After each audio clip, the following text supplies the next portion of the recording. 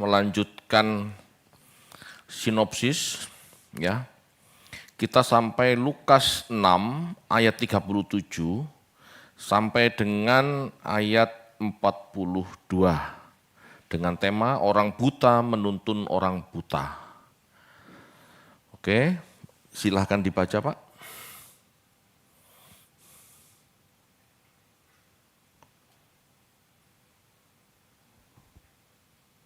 Lukas 6 ayat 37 sampai 42. Janganlah kamu menghakimi, maka kamu pun tidak akan dihakimi. Dan janganlah kamu menghukum, maka kamu pun tidak akan dihukum. Ampunilah dan kamu akan diampuni. Berilah dan kamu akan diberi. Suatu takaran yang baik, yang dipadatkan, yang digoncang, dan yang tumpah keluar akan dicurahkan ke dalam ribaanmu. Sebab ukuran yang kamu pakai untuk mengukur akan diukurkan kepadamu. Yesus mengatakan pula suatu perumpamaan kepada mereka. Dapatkah orang buta menuntun orang buta? Bukankah keduanya akan jatuh ke dalam lubang? Seorang murid tidak lebih daripada gurunya. Tetapi barang siapa yang telah tamat pelajarannya akan sama dengan gurunya. Mengapakah engkau melihat selumbar di dalam mata saudaramu, sedangkan balok di dalam matamu sendiri tidak engkau ketahui? Bagaimanakah engkau dapat berkata kepada saudaramu, saudara, biarlah aku mengeluarkan selumbar yang ada di dalam matamu, padahal balok yang di dalam matamu tidak engkau lihat.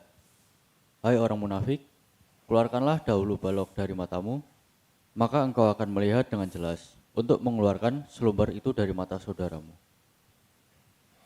Baik.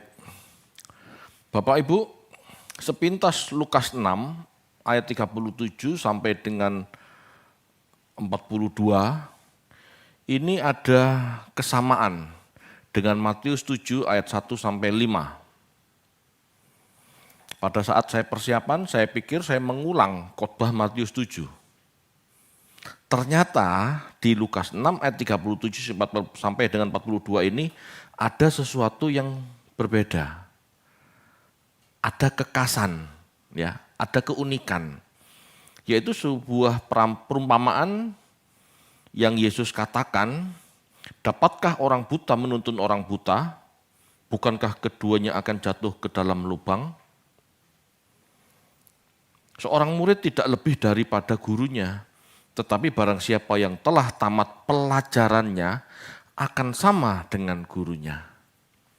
Bapak Ibu, ini ayat khusus, ya. Jadi secara konteks luas ini tentang jangan menghakimi, betul.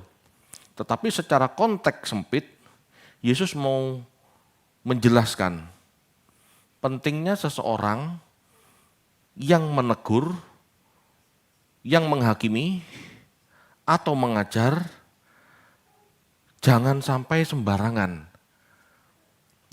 Jangan sampai sembarangan. Ini yang penting yang harus kita garis bawahi. Apakah setiap orang boleh menegur?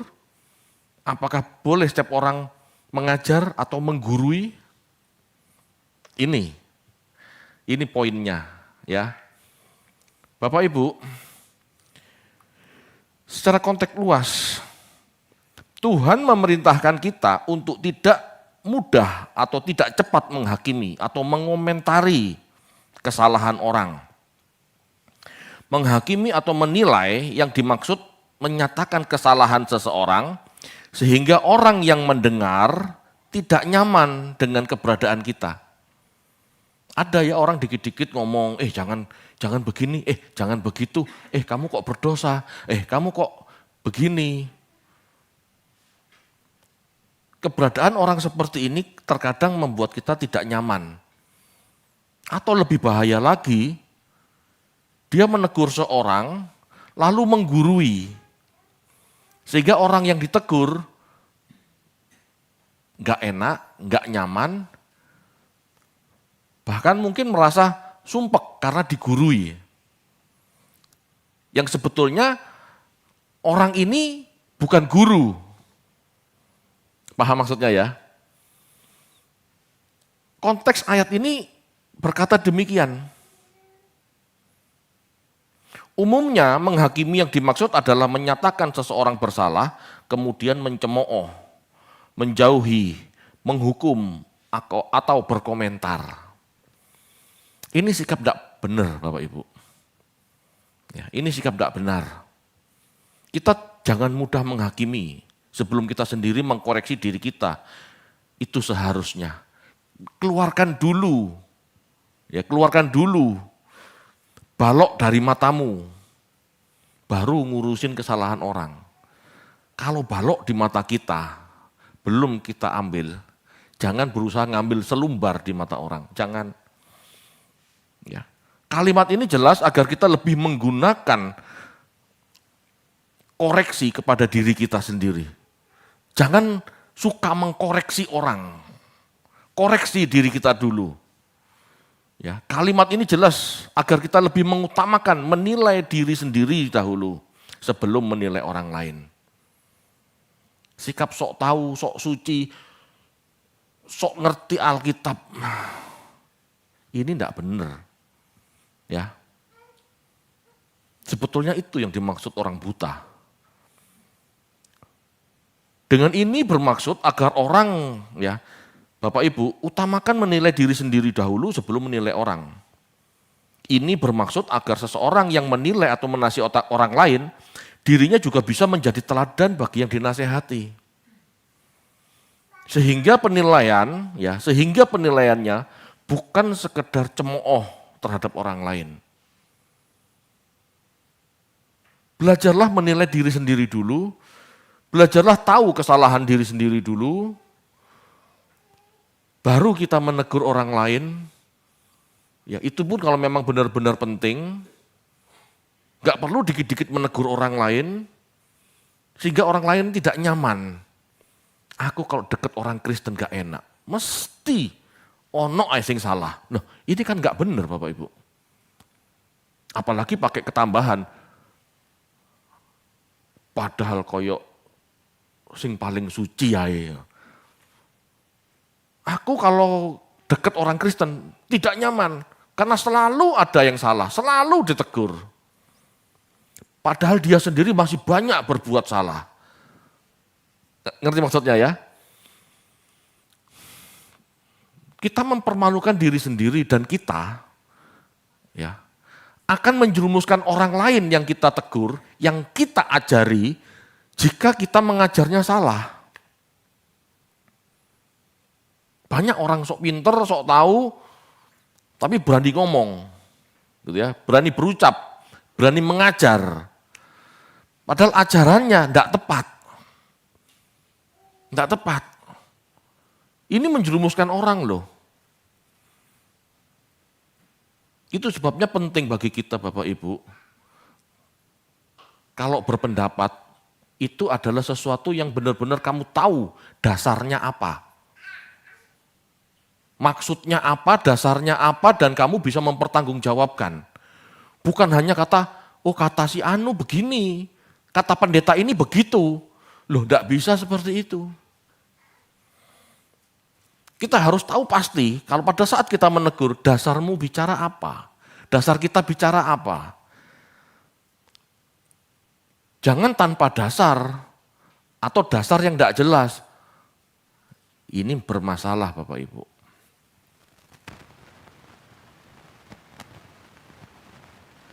Konteks ayat-ayat ini Bapak Ibu ya, konteks ayat-ayat Lukas ini sesungguhnya bukan sekedar tentang menghakimi benar atau salah.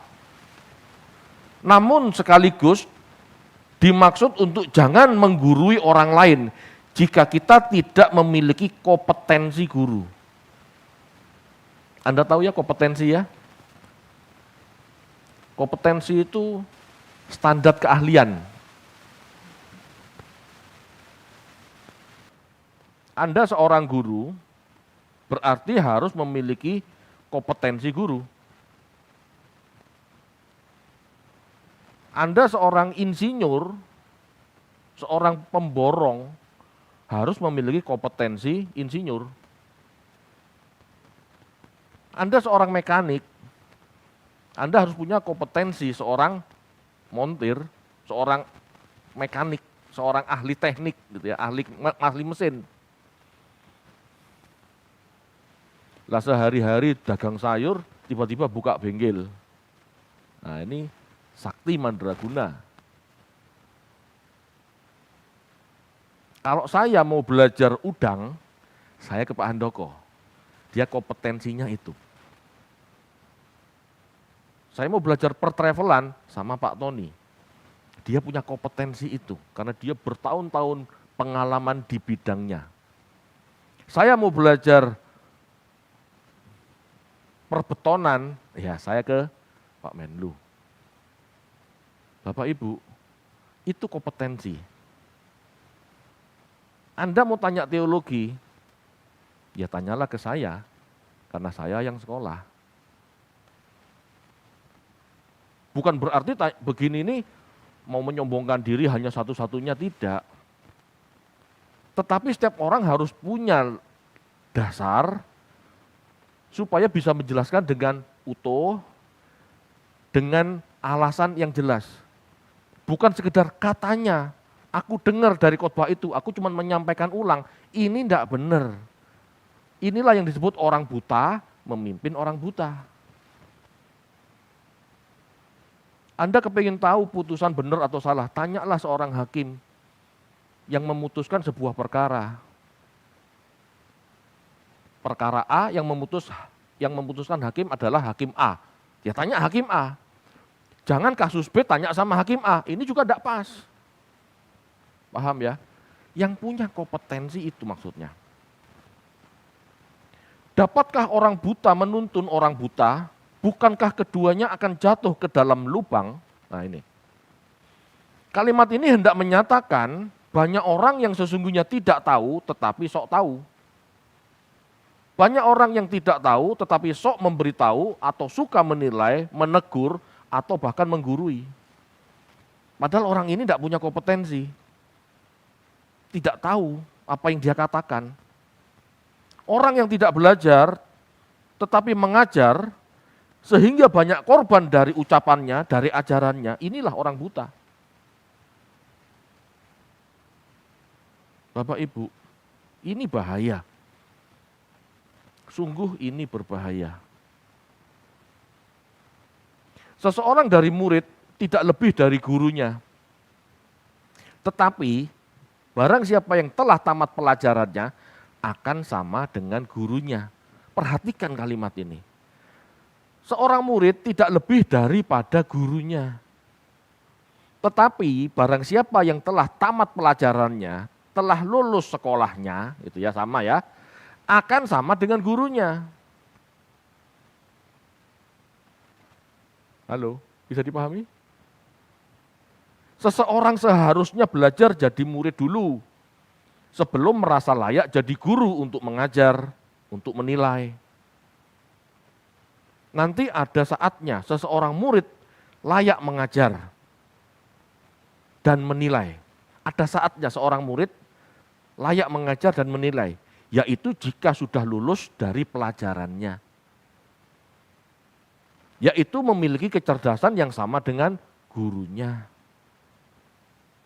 Halo, itu sebabnya Bapak Ibu anak-anak S1 dididik oleh dosen-dosen S2. Mahasiswa S2 dididik oleh doktor, dididik oleh orang-orang yang lulus strata 3, S3. Mau lulus S3, itu yang menggurui, yang mengajar, yang membimbing, itu profesor. Halo Bapak Ibu, nggak bisa sembarangan. Ini fakta. Meskipun Bapak Ibu ya, pada kenyataannya memang tidak semua S1, S2, S3, kecerdasannya benar-benar seperti anak S1, seperti orang S2, benar. Ada kan yang kuliah hanya sekedar kuliah itu kan ada, yang penting cari nilai, tapi nggak pernah mikir. Ada kan? Nah itu enggak. Jadi perlu kejujuran Bapak Ibu. Ini perlu kejujuran. Jangan kalau kuliah cuman nyontek, cuman jiplak, cuman pakai chat GPT gitu ya, lalu merasa bisa mengajar. Jangan, ini orang buta mengajar orang buta. Saya ngomong begini bukan berarti orang yang tidak S1, S2, S3 tidak boleh mengajar. Tidak. Tetapi setidaknya kita harus benar-benar belajar. Kita harus memahami apa bidang kita dan apa yang perlu dipelajari untuk kita memiliki kompetensi yang kita butuhkan. Harus belajar, meskipun itu otodidak, perlu belajar, perlu serius. Jangan sekedar copy paste pengajaran orang, jangan. Berbahaya, karena begitu ada pertanyaan, Anda tidak bisa membuktikan dasarnya apa Anda bicara itu. Itu yang jadi masalah.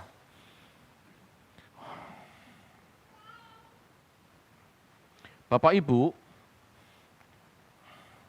kalau Anda mendengar bahwa konteksnya menghakimi gitu ya, tetapi saya berbicara tentang guru. Nah, ini harus dipahami Bapak Ibu. Dalam konteks abad pertama Masehi, di Yudea, di bawah kekuasaan Roma, peran rabi-rabi dan para hakim, peran guru dan hakim saling berkaitan. Memiliki wilayah fungsi yang berbeda, tetapi seringkali tumpang tindih. Bapak Ibu, rabi, guru, dan hakim itu berbeda. Tetapi seringkali tumpang tindih dalam kewenangan. Itu sebabnya pada saat Yesus ngomong, jangan kamu menghakimi, itu lebih kepada orang-orang yang tidak punya gelar rabi. Banyak orang tidak punya gelar rabi, tapi sok mengajar. Jangan menghakimi, kamu bukan rabi. Kamu tidak ngerti undang-undang, kamu nggak ngerti Taurat. Jangan menghakimi. Kalau orang yang tidak mengerti Taurat, mengajar Taurat, ini orang buta menuntun orang buta. Bapak Ibu, di abad 1 Masehi, istilah rabi itu mulai digunakan untuk menyebut seorang guru atau pengajar hukum Taurat yang memiliki otoritas moral dan keagamaan di komunitas Yahudi. Fungsi-fungsi ya, fungsi rabi mengajarkan Taurat, ya, mengajarkan hukum, memberikan penafsiran, halakah, memberi keputusan keagamaan, memberi fatwa, membimbing komunitas secara spiritual dan etis dan moral, gitu ya. Memberikan fatwa hukum, nah ini betul, memberikan fatwa hukum kepada kasus-kasus keagamaan. Kalau begini gimana Pak, kalau begitu gimana Pak, ini tugas orang rabi. Makanya rabi juga disebut hakim. Karena rabi lah yang mengerti hukum. Lah kalau orang nggak ngerti hukum, lalu ngomong hukum, kacau. Halo Bapak Ibu, konteks Taurat, konteks perjanjian lama, konteks ajaran perjanjian lama itu full dengan hukum. 613 perintah itu hukum. Orang-orang Farisi jago di bidang itu, jago hukum. Mereka sebetulnya ya orang Farisi itu bukan tokoh rohani, orang-orang Farisi itu tokoh hukum sebetulnya, benar, salah, halal, haram, itu.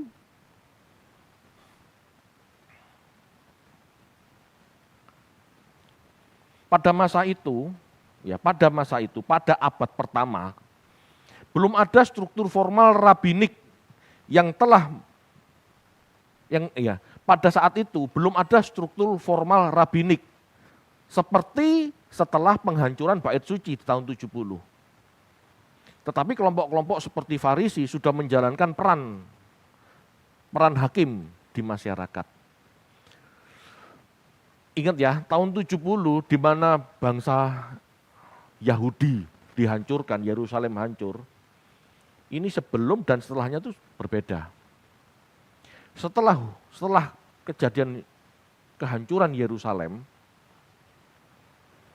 orang Farisi itu semakin kuat karena golongan Saduki sudah punah. Ya, Farisi kuat. Tetapi sebelum kejatuhan Yerusalem, meskipun yang berkuasa orang Saduki, orang Farisi ini tetap punya pengaruh. Yaitu pertimbangan-pertimbangan hukum untuk masyarakat. Peran ini sudah jalan. Gitu loh. Ya. Tapi Bapak Ibu, ada lagi yang disebut hakim atau dayan. Adalah orang yang secara formal diangkat untuk menyelesaikan perkara hukum, baik yang bersifat perdata maupun pidana maupun agama. Ada yang sah. Hakim sah ngurusin hukum itu ada. Ada juga guru agama, gitu ya. Dan ini tumpang tindih, gitu loh maksudnya ya. Kalau hakim resmi mengadili perkara-perkara hukum Taurat, memutus sengketa antar warga, menjalankan penghukuman atau sanksi hukum sesuai ketentuan agama, gitu ya. Dalam pengadilan tinggi Sanhedrin, ya. Sanhedrin itu pengadilan tinggi. Jadi Bapak Ibu di abad pertama Jadi Bapak Ibu di abad pertama fungsi rabi dan hakim seringkali tumpang tindih. Seorang rabi senior bisa menjadi hakim, khususnya dalam hal-hal agama.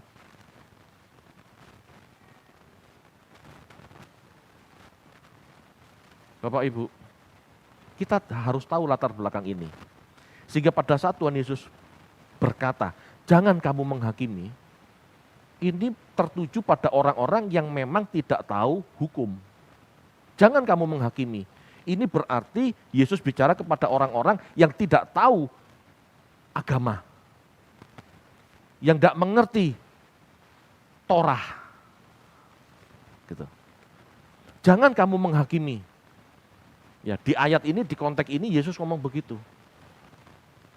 Mungkin saja ada orang-orang yang bukan rabi, bukan tokoh agama yang mengajar Taurat, tapi berani menegur, berani mengajar, berani menasehati. Inilah yang disebut Yesus sebagai orang buta menuntun orang buta. Oh, nggak ngerti hukum loh, kamu menegur orang dan ngajarin orang, menggurui orang soal hukum. Paham maksudnya? Kamu lo nggak ngerti firman Allah, lah kok negur orang? Kamu ngajarin orang firman Allah, padahal kamu sendiri nggak ngerti firman Allah. Halo, bahkan lebih parah lagi, kamu menegur orang, kamu menggurui orang tentang firman Allah, tapi kamu sendiri banyak melakukan dosa. Itu lebih parah. Bapak Ibu, Yesus dalam Injil, ya Yesus di dalam Injil, seringkali dipanggil rabi. Betul ya? Ditanya tentang banyak orang bertanya tentang kehidupan, tentang Allah bagaimana. Tetapi juga Yesus sering ditanya tentang soal hukum. Betul enggak? Pada saat ada wanita ketahuan berzina. Orang Yahudi mengatakan, menurut Musa orang ini dirajam. Menurut guru bagaimana? Nah itu. Jadi Yesus diminta opini tentang hukum untuk si cewek ini, si wanita berzina ini. Opini hukumnya Yesus apa? Siapa yang tidak berdosa? Silahkan mulai merajam. Wah, itu keren. Enggak sekedar apa kata Musa. Loh, Musa berkata rajam, ya dirajam. Oh enggak, Yesus punya opini sendiri. Halo. Ya. Yesus punya maksud tersendiri. Yesus punya kacamata sendiri. Sebagai ahli hukum, Yesus punya kacamatanya. Kasih. Gitu. Kalau sekedar hukum hitam putih, itu tidak ada kasih Bapak Ibu. Fokusnya menegakkan keadilan.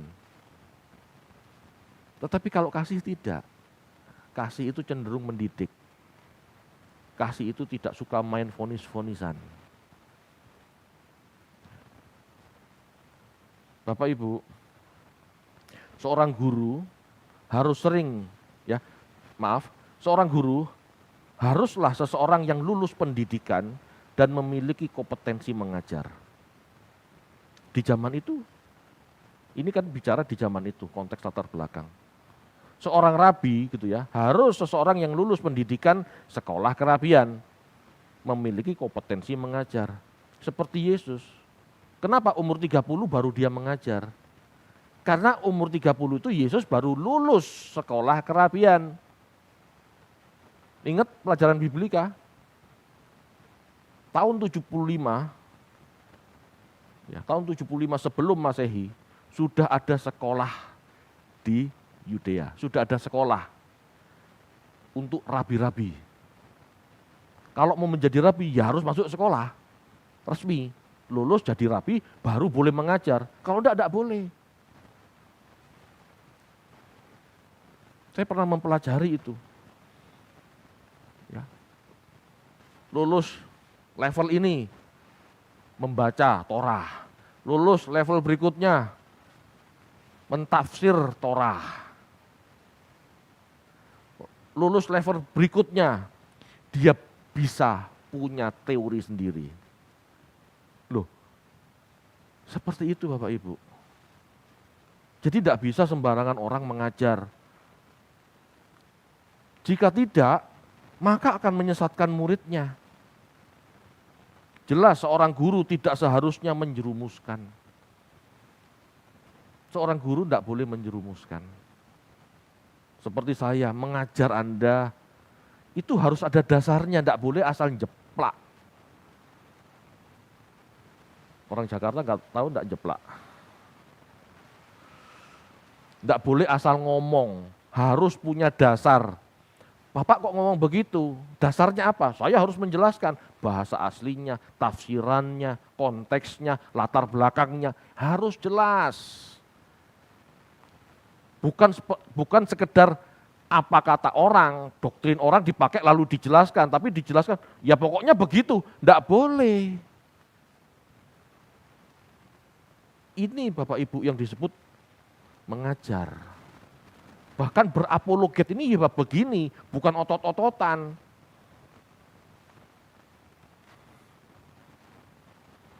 Seorang pengajar sudah seharusnya dewasa dan sanggup menerima makanan keras. Berbeda sedikit baper, berbeda sedikit ada kebencian. Ini tidak sanggup. Ibrani 5 ayat 12, ayo kita baca yuk.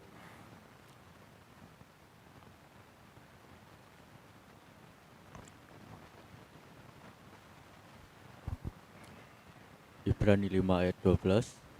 Sebab sekalipun kamu ditinjau dari sudut waktu, sudah seharusnya kamu menjadi pengajar. Kamu masih perlu lagi diajarkan asas-asas pokok dari pernyataan Allah, dan kamu masih memerlukan susu, bukan makanan keras. Ya.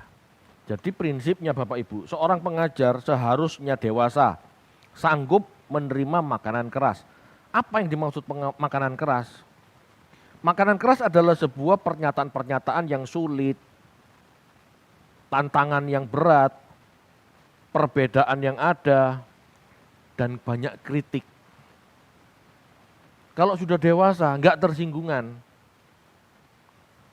Kalau masih kanak-kanak, mintanya dipuk-puk, mintanya disayang-sayang, mintanya dimanja-manja. Halo. Makanan keras itu adalah pengajaran yang menegur, yang menyakiti daging, yang menyakiti perasaan kita kadang-kadang itu. Harus siap. Ibrani 5 ayat 14.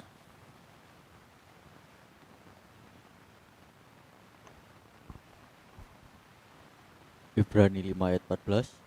Tetapi makanan keras adalah untuk orang-orang dewasa yang karena mempunyai panca indera yang terlatih untuk membedakan yang baik daripada yang jahat.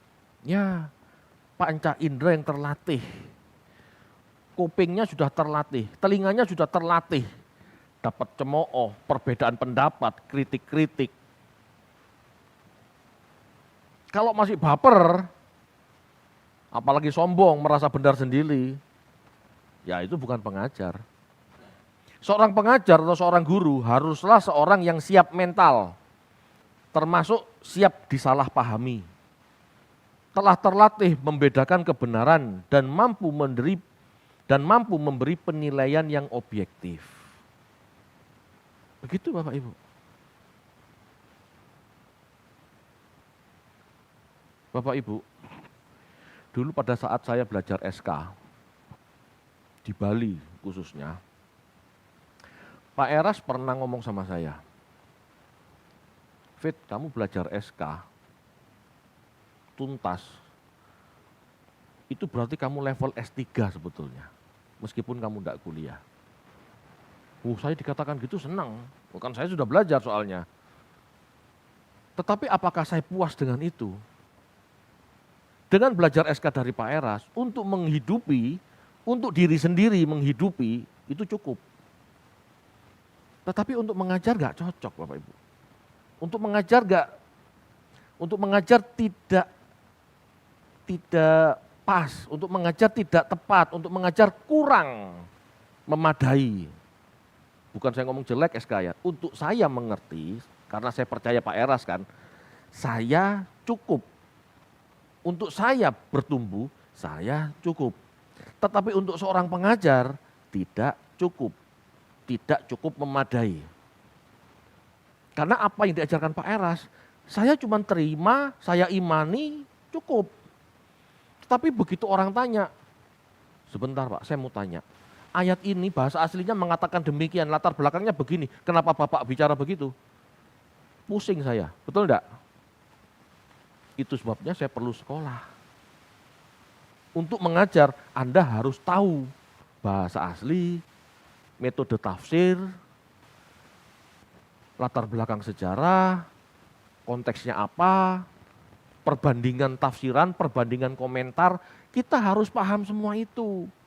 Sehingga kita pada saat ada pertanyaan, kita bisa menjelaskan dengan memuaskan. Tidak cukup, pokoknya begitu, kata Pak Eras begitu.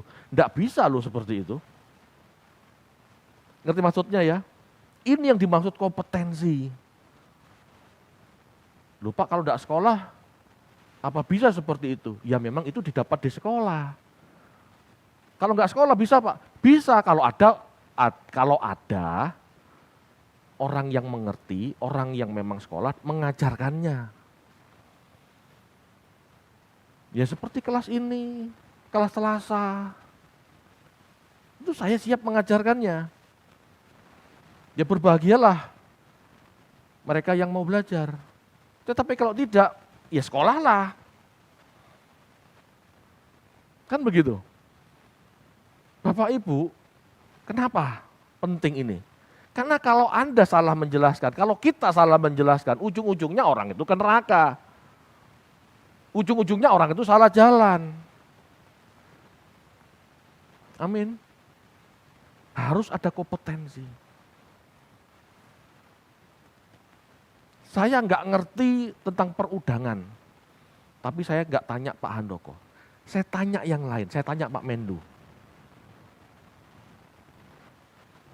Udangnya enggak bertumbuh, tapi atos semua. Kan beda. Itu maksudnya Bapak Ibu. Banyak pertimbangan, banyak sudut pandang. Teologi itu banyak aliran. Ini harus dipertimbangkan. Sama, hukum Taurat juga gitu Bapak Ibu. Orang-orang Farisi itu terbagi beberapa golongan. Ada golongan Samai, ada golongan Hillel, ada golongan yang lain. Masing-masing sudut pandangnya beda. Hillel liberal, Samai konservatif. Yang lain punya pandangan masing-masing. Kalau ketemu satu ayat ini bisa diskusi panjang. Enggak pokoknya gitu, pokoknya. Enggak bisa seperti itu. Itu sebabnya Tuhan mengajarkan apa? Bertobatlah, perbarui pola pikirmu. Kenapa? Karena saat itu banyak pola pikir. Kamu harus menemukan sampai dengan yang pola pikir terbaik. Pola pikir yang benar-benar berkenan di hadapan Allah. Tidak asal ikut-ikutan para rabi. Pertimbangan banyak rabi itu dengan banyak pandangan. Menurut kamu yang dari Allah yang mana? Begitu. Kalau tidak begitu Bapak Ibu, orang buta menuntun orang buta. Halo, jangan dipikir Bapak Ibu, saya jadi pendeta ini mau berkarir. Tidak, saya jadi pendeta tuh ngeri-ngeri sedap. Kalau saya salah ngajar, saya hukumannya lebih berat. Itu sebabnya apa yang saya perkatakan itu harus bisa saya pertanggungjawabkan. Dasarnya ini, ayatnya ini, landasannya ini, sumbernya ini. Harus jelas. Kalau tidak, maka orang buta menuntun orang buta. Saya takut. Amin Bapak Ibu. Seorang guru harus bisa mengajar dirinya sendiri sebelum mengajar orang lain. Roma 2 ayat 21.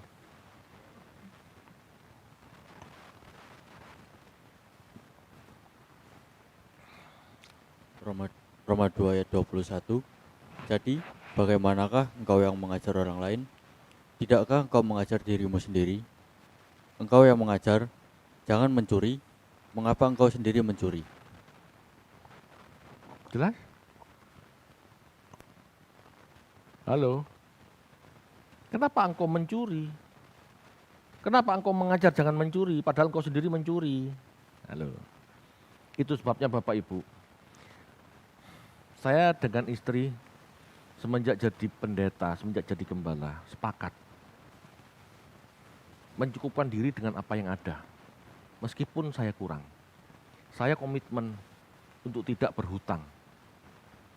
Seringkali saya katakan, kalau saya mau berhutang, saya percaya Pak Tony, Pak Andoko, pasti mau minjemin saya.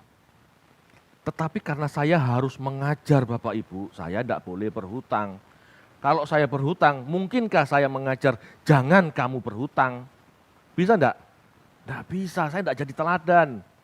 Itu loh beratnya jadi pendeta. Tuntutan firman Tuhan jelas. Kenapa kamu menegur orang? Mencuri, kamu sendiri mencuri. Halo Bapak Ibu, beratnya jadi pendeta itu. Kita sepakat, apapun yang terjadi jangan sampai berhutang. Kondisi kita kurang, enggak hutang. Apa yang ada kalau perlu jual? Ada cincin, jual cincin. Saya enggak akan berhutang. Saya bukan sesumbar ya, tetapi saya enggak mau apa yang saya ajarkan tersandung oleh sikap saya. Loh kalau jemaat enggak sadar Pak, ya enggak ada masalah, itu resiko pendeta. Karena setiap pekerjaan punya resiko. Betul enggak? Kalau pendetanya sudah serius mengajar, jemaat belum dewasa dan tidak ada yang memberi, enggak ada masalah, itu resiko pendeta Bapak Ibu. Puji Tuhan kalau sudah dewasa, kalau enggak ada masalah. Itu resiko pendeta. Jangan lantas kirim proposal. Itu beratnya pendeta, itu beratnya menjadi seorang pengajar. Bapak Ibu, inilah standar bagi rabi-rabi Yahudi saat itu, bagi seorang pengajar di zaman Tuhan Yesus. Seorang guru bukan hanya bisa mengajar, namun juga harus bisa menjadi teladan. Kan susah, kalau tiba-tiba Anda gitu ya, saya malu. Pak David tidak mau pinjam sama saya, tetapi terjerat pinjol. Loh, kan parah. Betul enggak? Pak David malu kalau pinjam jemaat, takut ketahuan. Wah, gitu ya. Akhirnya pinjam sama online. Begitu ketahuan ditagih, debt collector masuk di depan gereja. Kamu enggak parah itu? Itu sebabnya seorang pendeta harus siap. Paulus mengatakan, aku tahu arti berpuasa. Ingat loh ya, dalam konteks pada saat Paulus ngomong begitu, dia tidak sedang berniat berpuasa loh. Tetapi memang benar-benar dia tidak punya makanan. Aku tahu apa artinya kelaparan, aku tahu apa artinya puasa. Dia sebagai hamba Tuhan harus siap puasa. Kalau tidak ada makanan, itu resiko pendeta. Makanya jangan jadi pendeta. Ini benar, kecuali memang Anda dipanggil. Jangan lari dari tugas. Dan kalau tidak dipanggil jadi pendeta, jangan sok jadi pendeta, karena tanggung jawabnya berat. Bapak Ibu, ini saya bukan mau sok eksklusif, kenyataannya ajarannya seperti itu. Jarang orang mengajarkan ini secara biblika kan, nah inilah. Dengan memahami ini, maka setiap orang tidak akan mudah memberi penilaian, menghakimi, apalagi menegur atau mengajar. Enggak. Seseorang bisa dan boleh menjadi hakim atau menilai jika memang memiliki hak menghakimi dan kompetensi untuk mengajar.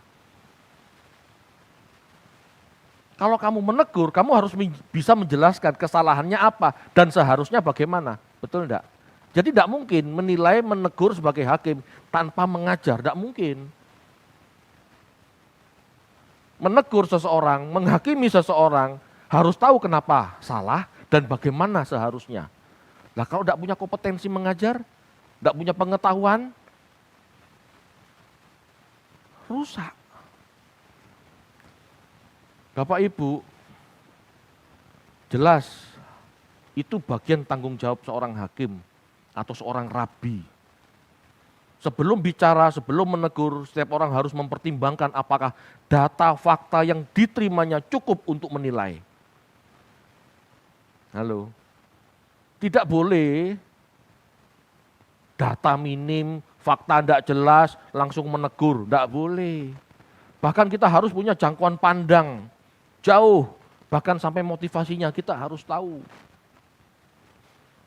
Bapak Ibu, Tuhan memperingatkan bahwa standar teguran yang kita pakai untuk menghakimi akan dinilaikan pada kita.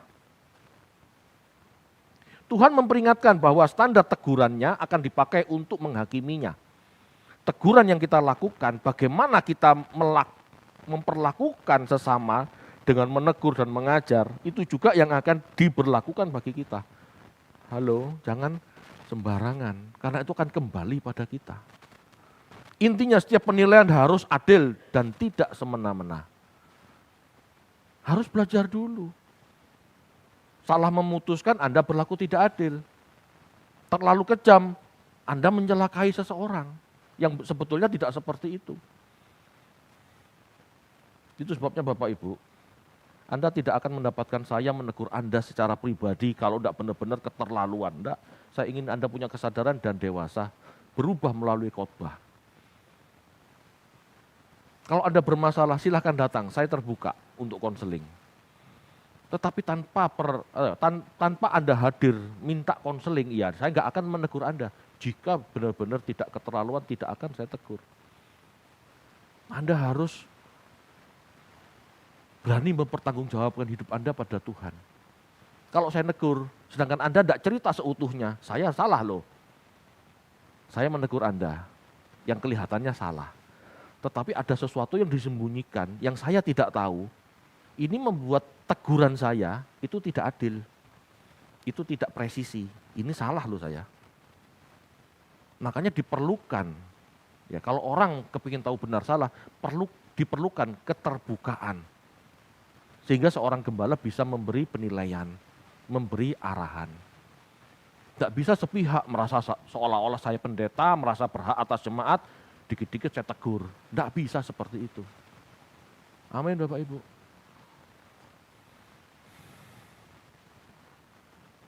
Pusing ya. Bapak Ibu, hari-hari ini banyak terjadi seperti ini.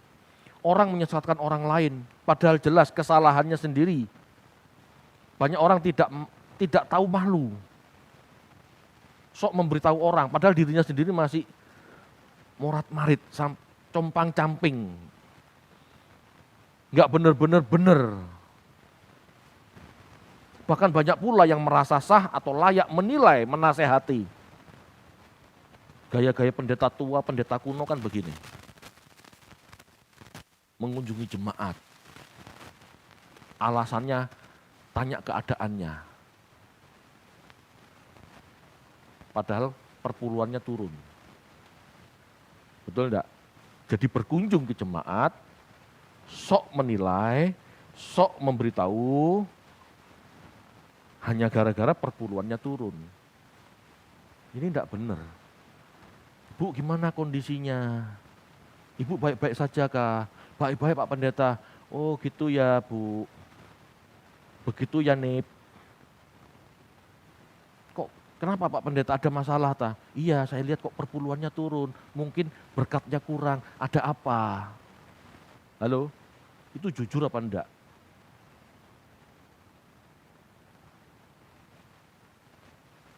Pendeta banyak modus Bapak Ibu.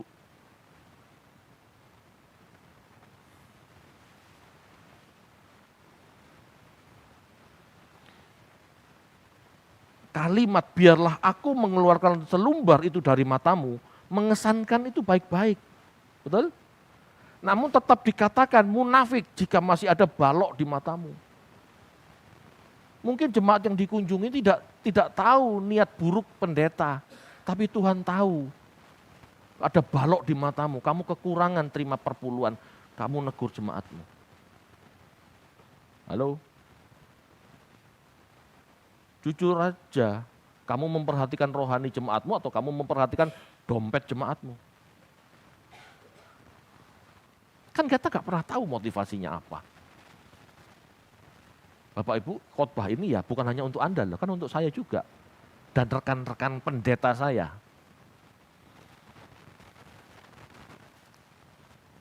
Menjadi guru yang menuntun orang lain bukan sekedar butuh kompetensi. Kompetensi itu harus, tetapi bukan hanya itu.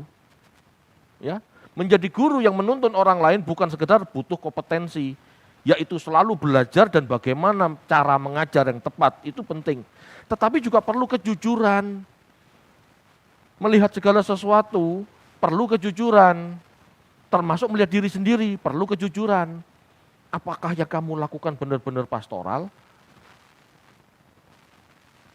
Apakah yang kamu kerjakan benar-benar bermotif penggembalaan atau debt collector? Hanya karena persembahan kurang. Yang tahu kan kita. Atau dalam hal lain kan banyak, ya. Bahkan seandainya pun guru itu cerdas, punya kompetensi, jika tidak jujur Bapak Ibu, maka murid tidak akan menangkap pesan sesungguhnya. Enggak akan. Karena dia dolak-dalik mau ngomong yang benar kan enggak mungkin pendeta datang misalnya gini ya, pendeta datang ngomong, "Bu, ada masalah apa? Kok perpuluhannya turun?" Kadang-kadang kan sungkan. Ini kan enggak jujur. Maka dia pakai cara alasan yang lain. Wah, gitu. Halo? Ketidakjujuran seorang guru membuat murid tidak akan menangkap pesan sesungguhnya. Secerdas apapun seorang guru, jika hanya ingin menyenangkan jemaat, dia tidak akan pernah mengungkap kebenaran dan mencerdaskan jemaat. Dia tahu yang benar, tapi dia tidak khotbah yang benar karena takut jemaat marah. Bisa jemaat cerdas? Tidak bisa. Kadang-kadang Bapak Ibu, pendeta mengerti yang benar, harus menyampaikan yang benar, meskipun di resikonya dibenci jemaat. Harus siap. Ini tidak mudah. Saya merasakannya. Tapi saya sudah ngomong, Tuhan aku hambamu. Aku akan sampaikan apa yang aku pahami. Apa yang benar yang aku pahami, aku sampaikan. Jemaatmu tersinggung, terserah, berubah, puji Tuhan. Gitu aja kan. Setiap pekerjaan punya resiko. Tergantung Anda sekarang.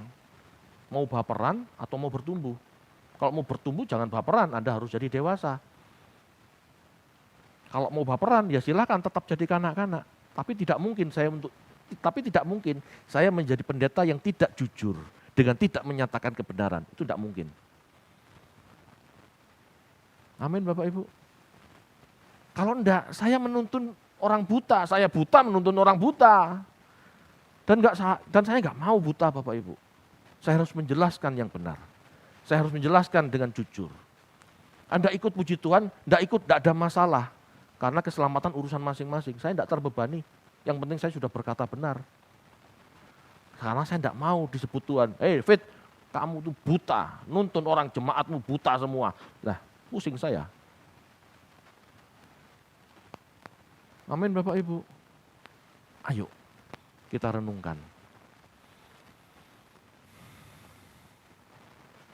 Resikonya berat loh Bapak Ibu jadi pendeta. Udah resiko di dunia harus jadi teladan. Resiko di akhirat juga dikalungi batu kilangan kalau salah mengajar. Makanya setiap apa yang saya jelaskan harus punya dasar. Ayatnya jelas. Saya bisa pertanggungjawabkan perkara masih salah, yaitu urusan Tuhan nanti yang menghakimi. Tapi saya usahakan sebenar-benarnya, sejujur-jujurnya. Makanya saya masuk ke Biblika karena harus tahu konteks aslinya ayat itu ngomong apa. Baru kita tarik di zaman kita. Amin.